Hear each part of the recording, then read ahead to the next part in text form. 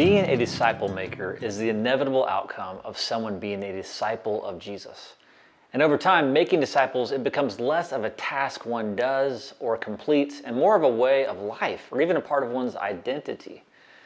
In Philippians 1:21-24, Paul reveals that his greatest desire is to be with Christ, but he's torn because there's fruitful labor in the kingdom that he wants to give himself to. He says this, "For to me to live is Christ and to die is gain. If I am to go on living, though, in the body, this will mean fruitful labor for me. Yet what shall I choose? I do not know. I am torn between the two.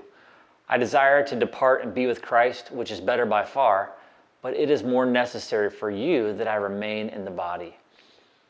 In this verse, Paul emphasizes a few important things. Number one, being with Christ is the best place to be. You know from verses like this that Paul's affection for Jesus is sincere and passionate. Disciple makers need to pay attention to this. Probably the most influential aspect of your discipling of others will be your passion for Jesus.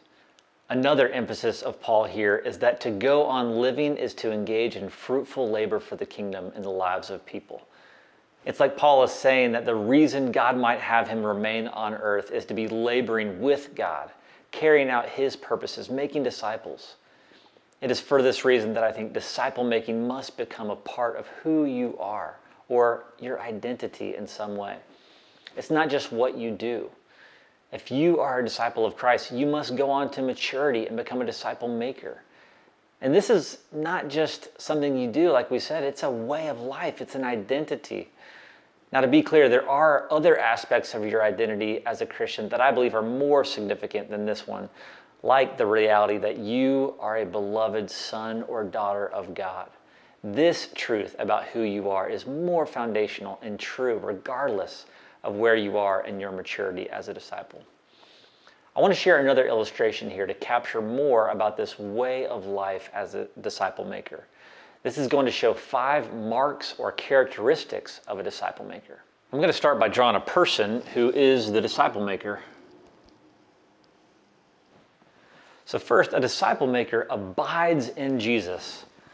And I write this over the head and going down to the heart because spending time with Jesus and connecting with him must move from the head to the heart to be fully transformational.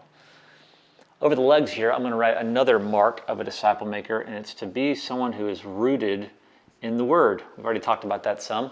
We minister to others out of the overflow of our own learning and growth in the Word. Another mark of a disciple maker that helps them stay grounded is to be connected in like-minded community.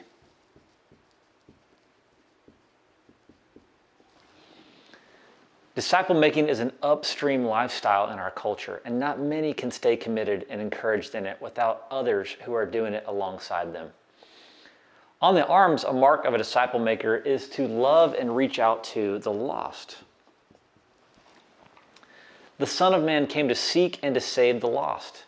And so disciple makers, they don't just engage younger believers, but they also go out to invite in those who don't yet know Jesus. And finally, a disciple maker is focused on spiritual generations.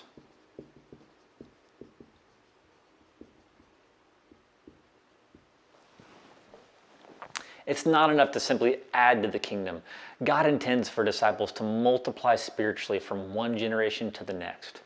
And so these are 5 marks of a disciple maker, each a significant part of their way of life or identity.